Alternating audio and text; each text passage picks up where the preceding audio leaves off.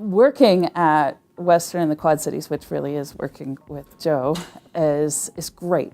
There's a lot of opportunity here, and I've only been here just over a year. I've worked at 5 other institutions, and this one feels like it has the most opportunity for everybody working here. So not just me, I can feel the positiveness here.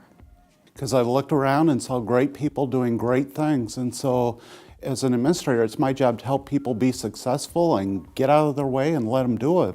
So I really don't feel I won the award, but I feel everybody at Western won the award because together we're strong. I think there's still this belief that, you know, women aren't the primary breadwinners. They don't need to make as much money as men. These are ridiculous statements, but I still think, unfortunately, it happens in some places. Again, it does not happen here. It does not happen with Joe. We have a grading system for our jobs. A lot of companies do, where gender doesn't play into it. It comes down to, you know, what are your responsibilities, and here's the pay range that you will fall into as a result of it. And then beyond that, it's how hard do you want to work? How much can you accomplish within that? Well, I guess I'll make the bold statement that in many ways I think that they're catching up with the environment that Northwest Bank and Trust Companies had since long before I was here. I came into an organization 27 years ago that was dominated, in fact led by women professionals. And so it's, I suppose I was looking at it a little differently in terms of, I didn't see it nearly as much of an issue because I was raised by a father, mother, grandparents who actually dealt with gender issues in terms of, you know, people's strengths and weaknesses, not their sex. Randy's an excellent candidate because he really understood what I was going through. Balancing a family, balancing work, trying to get everything right. And it was so refreshing to have someone really meet you where you were at and just understand that women in the workforce today are balancing all these things. And the last thing that we're thinking about is taking care of ourselves. But when we don't do that one little thing for ourselves every day, you start to lose yourself in everything else you're doing.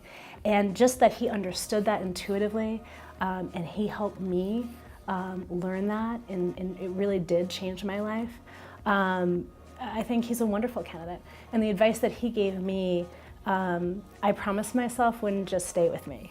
So I've shared with friends and coworkers and basically anyone who would hear me that we really need this. You know, women in the workforce need to take care of themselves in addition to everything else that they're doing. One of the things that I try to tout with my leadership style is to make sure that I'm all-inclusive. I try to embrace diversity.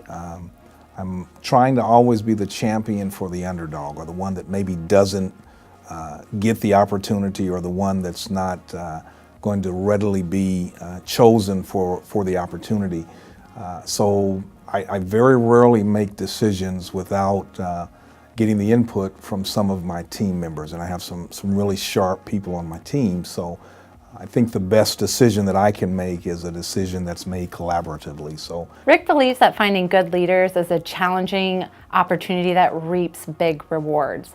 So if you look around at his leadership team and his community involvement, you see how he brings that to the table each and every time. We have very comparable representation in terms of gender on our senior leadership team, and moving that way on our boards of directors, increasingly higher numbers of women, and really looking to have our leadership boards, et cetera, reflect the diversity in the community. And that the first most obvious question is gender balance, and we've really worked hard.